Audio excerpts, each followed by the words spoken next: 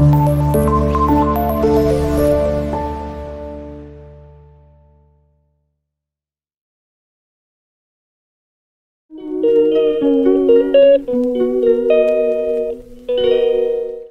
বন্ধুরা, good morning সবাইকে। তোমরা সবাই কেমন আছো? আশা করছি তোমরা সবাই ভালো আছো, সুস্থ আছো। আমরাও না বেশ ভালো আছি। নতুন একটা ভিডিওর সঙ্গে আবারও আসলাম তোমাদের সামনে। আই হোপ তোমাদেরকে আজকের ভিডিওটা খুব ভালো লাগবে। আর ভালো লাগলে কী করতে হবে বলো তো? লাইক, কমেন্ট, শেয়ার, সাবস্ক্রাইব করে দিতে হবে। আর পাশে থাকা বেল আইকনটি বাজিয়ে দিতে হবে। তোমরা যেভাবে আমাকে ভালোবাসা দিচ্ছ, এভাবে আমাকে ভালোবাসা দিয়ে যাও প্লিজ। বন্ধুরা, তোমরা আমাকে সাপোর্ট করো প্লিজ। তোমাদের ভালোবাসায় সব কিছু আমি তোমাদের ভালোবাসায় আমি এতটা আমার ফ্যামিলি মেম্বার হয়েছে। প্লিজ তোমরা আমাকে একটু সাপোর্ট করো সবাই। তো চলো বেশি বকবক না করে আজকের ভিডিওটা এখন থেকে আমি স্টার্ট করছি। ঘুম থেকে উঠেছি 4:30টার সময়। উঠে আমি গেছি একটু গ্রাউন্ডে হাঁটতে। সেখানে আমি আধা ঘন্টার মতো হেঁটে এসে একটু বারান্দায়, মানে ওখানে লিফটের কাছে একটু এক্সারসাইজ করলাম। এক্সারসাইজ করে একটু ঘরে আসলাম, একটু স্প্রিং খেললাম। স্প্রিং মানে কি বলো তো? দড়ি দিয়ে জাম্পিং করা। তো তারপরে একটু ঘরে এসে একটু আমি যোগা করছি। তো নিজের জন্য এত সংসারে কাজ করে নিজের জন্য একটু টাইম বের করে আমি সকালবেলা একটু এইভাবে আমার জন্য একটু টাইম বের করে আমি ওয়াকিং করতে যাই, নিজের শরীরের জন্য, শরীর ভালো রাখার জন্য। তো ভাবছি তোমাদের সঙ্গে আমি একটু শেয়ার করে দিই। তো তোমরা টাইটেল আর থাম্বনেল দেখে তো বুঝতেই পেরে গেছো আজকের ভিডিওটা কী হতে চলেছে। তো চলো বকবক না করে তোমরা পুরো ভিডিওটা স্কিপ না করে পুরো ভিডিওটা দেখো প্লিজ। আজকের ভিডিওটা তোমাদের ভালো লাগবে। যা টাইটেল আর থাম্বনেল তোমরা দেখেছো তাতেই মানে কি ভয়ানক কাণ্ড হয়েছে, তোমরা একবার ভিডিওটা না দেখলে বুঝতে পারবে না। তো দেখো আমি এখন সিট আপ মারছি। হয়ে গেল আমার সাইড জাম্পিং করা, যোগা করা, আর এদিকে এখন আমি সিট আপ করছি। সিট আপটা করলে কী হয় বলো তো? পেট যে আমাদের যে মেয়েদের যে পেট আর কি সিজারিং হওয়ার পরে, সি সেকশন হওয়ার পরে এমন পেট বাড়ে, মানে কি বলবো, মানে ভাবা যায় না। সেরকম হয়েছে আমারও। মানে একটু আমি শরীরের প্রতি একটু ধ্যান দেই বলে, তবু জানি না আমি কতটা মোটা কতটা পাতলা, কিন্তু তোমরা কমেন্ট করে একটু জানিয়ে দিও। তো অনেকটা আগের থেকে অনেকটা আমি কন্ট্রোল করতে পেরেছি। তার জন্য একটুখানি আমি কন্ট্রোলে আছি বলে আমার একটু শরীরটা ঠিক আছে। তো তবু কখনো কখনো ভাবি না, যখন আমি খাওয়া কন্ট্রোল করি না তখন একদম শরীরটা এমন ফিকে যায় কি বলবো। আর মাঝে মধ্যে এক্সারসাইজ যদি ছেড়ে দেই তাহলে অবস্থা খারাপ হয়ে যায়। তো এটা কন্টিনিউ আমি রাখার চেষ্টা করি, আর কন্টিনিউ আমি করিও। তো দেখো 2 দিন গেলাম 2 দিন যাওয়ার পর এমন শরীর খারাপ হয়ে গেছে, যাইনি। তারপরে আবার শুরু করেছি। তো তোমরাও একটু নিজের জন্য সংসারে কাজবাজ যতই করো, তো নিজের জন্য একটু টাইমিং বের করে সেখানে 1 ঘন্টা আধ ঘন্টা টাইম দেওয়ার চেষ্টা করো সবাই। কেমন আছো তোমরা সবাই? আশা করছি তোমরা সবাই ভালো আছো, সুস্থ আছো। আমরাও বেশ ভালো আছি। আমি এখন ওয়াকিং করে আসলাম। সেই 4:30টার সময় গেছিলাম। 4:30টার সময় গিয়ে এখন হচ্ছে 5:30। এখন আসলাম, এসে একটু যোগা করলাম। দেখো এখন ঘাম হয়ে গেছে। 4:30 এখানে যেহেতু রাত হয় দেরি করে, ওই জন্য এখনও দিনও হয় দেরি করে। এখন 6টা বাজতে চলছে। তো 6টার মধ্যে দেখো এখন ফিটফিটে হয়ে গেছে, দেখা যাচ্ছে। কালকে কি হয়েছিল জানো? কালকে সকালবেলা যখন 7টার সময় আমি বাইরে দেখি, তোমরা এই আগের ব্লগে দেখতে পেয়েছো যারা দেখেছো, মানে সকাল তাও তো কুয়াশা ছিল না। ওটা আমি এখন জানতে পেরেছি, ওটা প্লাস্টিক, এখানে ফ্যাক্টরি আছে না, প্লাস্টিক ফ্যাক্টরি থেকে ওটা দূষণ আর কি ছড়িয়ে গেছে। পুরো একদম কালো কালো ধোঁয়া। তারপরে দিনের মধ্যে দেখি একটা কালো কালো হয়ে গেছে। আজকে আমি যখন ওয়াকিং করতে গেলাম তখন আমার সঙ্গে যে গেছিলো, ও বললো যে কালকে কুয়াশা পড়েনি, ওই ফ্যাক্টরির পুরো প্লাস্টিক ফ্যাক্টরি এখানে কাছাকাছি আছে, ও প্লাস্টিক ফ্যাক্টরির দূষণগুলো। তো চলো তোমাদেরকে দেখাই ফ্যানের অবস্থা কী হয়েছে। চলো বন্ধুরা, হচ্ছে ফ্যানটা দেখতে পাচ্ছ? ফ্যানের অবস্থা কী হয়েছে। ওই প্লাস্টিক ফ্যাক্টরিগুলো ধোঁয়া বেরিয়ে আসছে, মানে এইগুলো কালকে হয়েছে, কালকে আমি দেখতে পেয়েছি। তো তোমরা তো দেখতে পেলে আমি এক্সারসাইজ করলাম, করার পরে যে তোমাদেরকে বললাম না এমন কুয়াশা আমি দেখছিলাম। আগের ব্লগ ভিডিওটাতে তোমরা হয়তো দেখেছো, যারা দেখেও ভিডিও তারা হয়তো দেখেছো, এমন কুয়াশা ভাব হয়েছিল, কিন্তু ওটা আদৌ কুয়াশা না। ওইখানে প্লাস্টিক কারখানা আছে না, সেই কারখানা থেকে আর কি দূষণ ছড়িয়ে গেছে। তার জন্য তোমাদেরকে যে দেখালাম ফ্যানগুলো এত কালো কালো হয়ে গেছিলো আর কি। একদিনের মধ্যে এত ফ্যান কালো কালো হয়ে গেছিলো। আমি কই কি হয়েছে, আমি ভাবছি এমনিতেই মনে হয় রান্না করেছি না, ফ্ল্যাটে তো জানোই ছোটো ছোটো জায়গা, তো তারে মনে হয় তেল চিটচিটে হয়ে গেছে। তো ভাবছি না, তো ওয়াকিং করতে গেছিলাম, তো আমার পাশে যে দিদি আছে ও বলছে এরকম হয়েছে। আমি সকালবেলা ঘুম থেকে উঠে আমি ওয়াকিংয়ের জন্য রেডি হয়েছি, লিফটের কাছে এসে দেখি পুরো কালো কালো হয়ে গেছে, মনে হয় কিচ্ছু দেখা যায় না। তো আমিও দেখেছি, আমি তখন 7:30টার সময় দেখেছি। তখন আমি ভাবি যে এত কুয়াশা কেন, তো আমি না আদৌ বুঝতে পারিনি। তারপরে বললো না, এখানে যে প্লাস্টিক ফ্যাক্টরি আছে সেখান থেকে মাঝে মাঝে এরকম করে দূষণ ছড়িয়ে যায়। মানে ওরা কি জ্বালায়, একদম কালো কালো ধোঁয়া আসে যায়, মানে যেগুলো একদম মানে সবার পক্ষে খুবই ক্ষতিকর। প্লাস্টিক তো জানোই কত ক্ষতিকর, তো সেগুলোই দেখে আমি অবাক হয়ে গেছি। আর ফ্যানগুলো এত কালো কালো হয়ে গেছে, ফ্যানগুলো আমাকে এখন পরিষ্কার করতে হবে। তো কথা বলতে বলতে দেখো অনেকটা কাজ আমি এগিয়েও নিলাম, পুরো ঘর দুয়ার ঝাড়ু দিয়ে একটু ঘরে পোছাও লাগাতে শুরু করে দিলাম। আমাদের ঘরে চোর ঢুকে গেছে, চোরের জন্য আজকে এরকম, চোরে বলে পার্স চুরি করে নিয়ে গেছে। তন্ন তন্ন করে দেখো কাপড় খোঁজাখুঁজি হচ্ছে, চোর ঢুকে গেছে, মানে টেনশান এত হয়ে গেছে। এবার কাপড়গুলো কে করবে, চোরে নাই পার্স চুরি করে নিয়ে গেছে। পুরো ভিডিওটা দেখো তাহলে বুঝতে পারবে পার্স আউট হয়ে গেছে। ফ্যামিলি কোয়ার্টারে আর কী যেন বলে ফ্ল্যাটে চোর যে থাকে সেটাও জানা ছিল না। দেখো চোর ঢুকেছে, পুরো আমাদের জিনিসপত্র চুরি হয়ে গেছে। তার জন্য পুরো জিনিস দেখো আলমারি ফালমারি খুলে পুরে দেখো তন্ন করছি। তারপরে লাস্টে কি হলো তোমরা দেখতে থাকো, দেখলে বুঝতে পারবে। পুরো ভিডিওটা স্কিপ না করে, চোর ঢুকে আমাদের পার্স চোরে নিয়ে গেছে। এবার কি হলো বন্ধুরা, তোমরা তো দেখতে পারলে, মানে কোয়ার্টারে ফ্ল্যাটেও যদি চোর আসে তাহলে ভাবো, চোর আসে মানে আমরা কি করছিলাম জানো, আমি না ভাবতে পারিনি প্রথমে যখন আমরা বাইরে থেকে আসলাম। অ্যাকচুয়ালি আমি বাইরে যাই, কিন্তু আজকে আমরা গেছিলাম সন্ধ্যার সময়, 7:30টার সময়, ওর ডিউটি ছিল, ও বলছে চলো তাহলে বাইরে যাই। তো তার জন্য বাইরে বের হয়ে গেলাম, কিন্তু ঘরে লক করা ছিল। তো কয়েকদিন আগে কি হয়েছিল, আমাদের এখানে ফ্ল্যাটে একজনের ঘরে সোনা টোনা চুরি হয়ে গেছিলো। তো ভাবছি আমাদের ঘরেও হয়ে গেছে। তো মানে ওর হারিয়ে গেছে পার্সটা, জানো তো বন্ধুরা, পার্সটা হারিয়ে গেছে।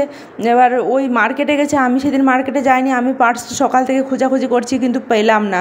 কিন্তু তারপরে ও ডিউটি থেকে যখন আসলো তখন আমি ওকে বললাম পার্স কোথায়, ও তখন মানে খোঁজাখুঁজি করছে, আমি খোঁজাখুঁজি করছি, পুরো ঘর পুরো আলমারি থেকে কাপড় বের করে পুরো খোঁজাখুঁজিতে লেগে গেছি, কিন্তু পার্স পাই না। মাথা ঘুরে দেখো কোনো দিনও কাপড় ভাঁজ করা জানে না। দেখো ঘুরে আমার এমন আত্মাটা একদম উড়ে গেছিলো, এরকম ভাব হয়েছিল আমার একদম। তোমরা ওই সময় তো আমি কোনো ভিডিও করিনি, আর ভিডিও করার মানে ওই মুহূর্তে ভিডিও করার কোনো মুডও ছিল না। মানে এরকম অবস্থা হয়ে গেছে, আমি তো টেনশনে একদম। আর একটুখানি সত্যি যদি তাহলে দেখো ফ্ল্যাটেও চোর আসে, ফ্ল্যাটে বললাম না, ও পুরো আলমারি ঠালমারি কাপড় বের করে পুরো খোঁজাখুঁজিতে লেগে গেল। তো দেখছে ও পার্স নেই, পার্স গুম। আর পার্সে ওর সব কিছু থাকে, ওর সব কিছুই থাকে। তো লাস্টে কী হলো জানো, পুরো খোঁজাখুঁজি করে পেলো না, একদম মাথা খারাপ। ও আমার মেয়েকে বলছে তুমি নিয়েছো বলছে। আমি বলছি ওরা কোনো দিনও হাত দেয় না, তুমি মিথ্যা কথা বলো না, তুমি মার্কেটে ছেড়ে এসছো হয়তো। আর চোর কি করে ঢুকবে, তো ওই কয়েকদিন আগে বললাম না তোমার এখানে ফ্ল্যাটে কারো ঘরে চোর ঢুকেছে, আমিও ভাবেছি যে চাবি তো আমরা এখানে বাইরের দরজাটাতে রেখে যাই, হয়তো চোর ঘরে ঢুকে, এখানে ফ্ল্যাট তো কারো ঘরে মানে কে ঢুকলো কে আসলো কেউ দেখে না, এখানে নিজের কাজ নিয়ে নিজে ব্যস্ত থাকে সবাই। মানে সেটা ভেবে আমি ভাবছি কি তাহলে ঢুকে চোর তাহলে ব্যাগ নিয়ে চলে গেছে, পার্স। কিন্তু ওর পার্স আমার পার্স এক জায়গায় ছিল, কিন্তু আমার পার্সটা আছে ওর পার্সটা নেই।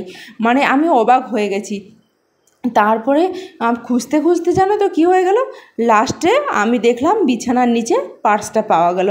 তবে একটু মনের ভিতরে শান্তি আসলো, যাই হোক পার্সটা পাওয়া গেল। মানে এরকম আমি মানে এরকম আমি না সত্যি ভেবেছিলাম যে আমাদের চুরি হয়ে গেছে। তারপরে আমি সোনাবানা দেখলাম যে আমার সোনাবানাগুলো ঠিকঠাক আছে কি না, তারপরে আমি দেখছি ওগুলোও ঠিকঠাক আছে, তাহলে কী করে পার্সটা নিয়ে যায় শুধু। তারপরে ভালো করে খোঁজাখুঁজি করে এই বিছানার চারপাইয়ের নিচে তোমাদেরকে দেখিয়ে দিলাম হয়তো এর আগে, তো সেখানেই পাওয়া গেছে আর কি। তারপরে যে কাপড়গুলো যে পুরো খারাপ করে দিল, সেই কাপড়গুলো কে ভালো ভাঁজ করবে। তারপরে আমি তো বসে বসে ওকে বকছি আর ভাঁজ করছি যে তুমি কোথায় জিনিস রাখো খুঁজে, মানে তোমার মনে থাকে না, আর তুমি বলো যে আমি জিনিস কোথায় রেখেছি, এখানে রেখেছি, আর চোর ঢুকে গেছে, মানে এরকম কথাবার্তা। তো কিন্তু বিশ্বাস করা যায় না বন্ধুরা, বলো তো কি ফ্ল্যাটও চোর আসে।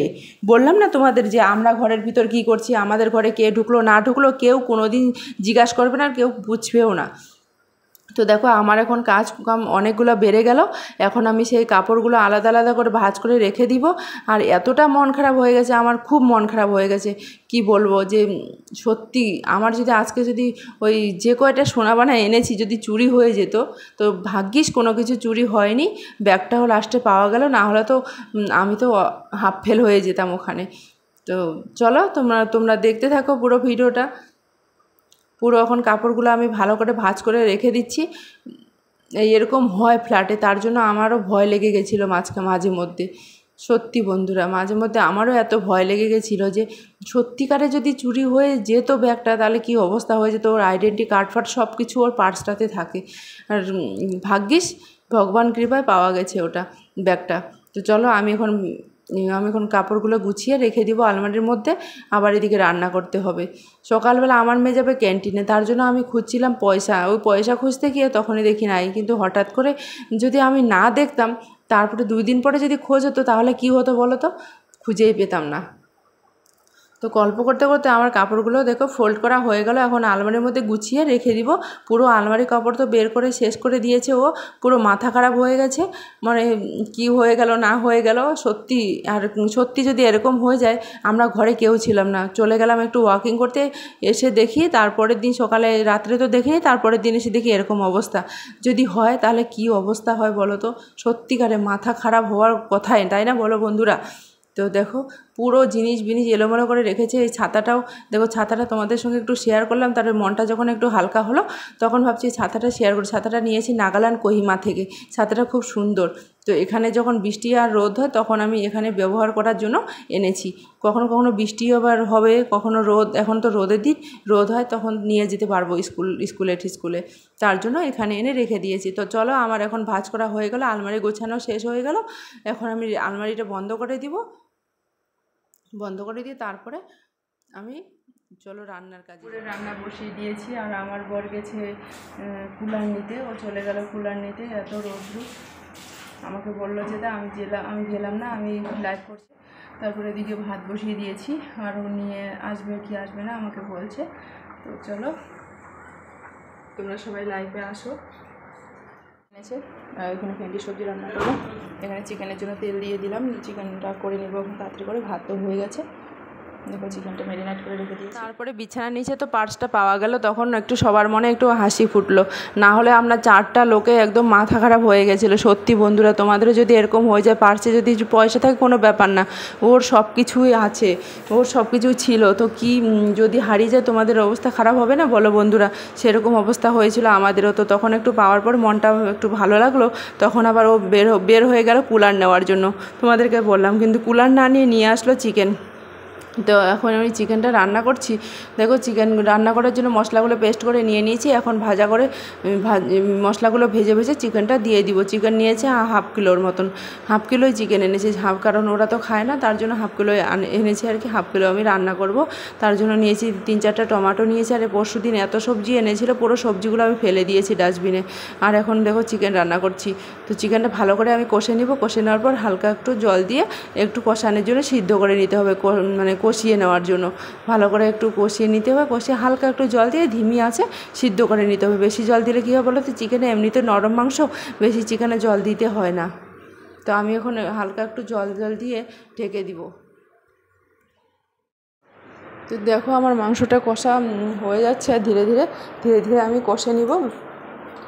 আজকের যা ঘটনাটা হলো, মানে ঘটনাটা হওয়ার পরে যা মানে যখন হয়েছে তখনকার ফিলিংটা আমি ভাবছিলাম কি জানো, কেন যে আমি বাইরে গেলাম, বাইরে যদি না যেতাম তাহলে এই ঘটনাটা হতো না।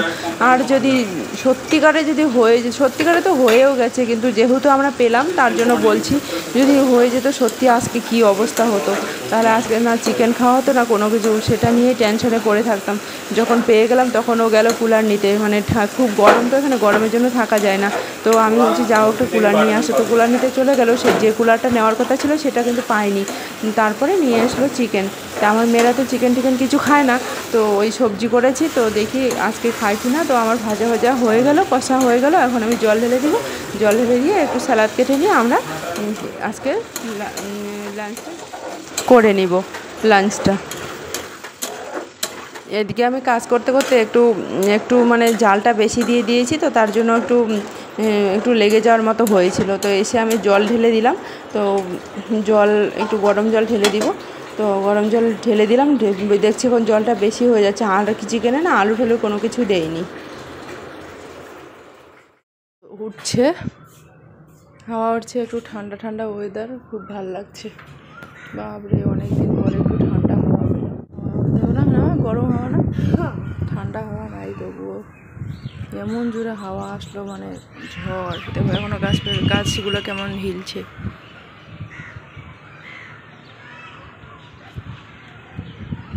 সবাই খেলতে চলে গেছে। আজকে রোদ একটু কম বলে বোঝা যাচ্ছে না, নাহলে 6টা অবধি কত রোদ থাকে। আর আমি গিয়েছি ক্যান্টিন যাবো বলে, ফ্যানগুলো একটু পরিষ্কার করে দিল, কালকে আমি আবার পরিষ্কার করবো।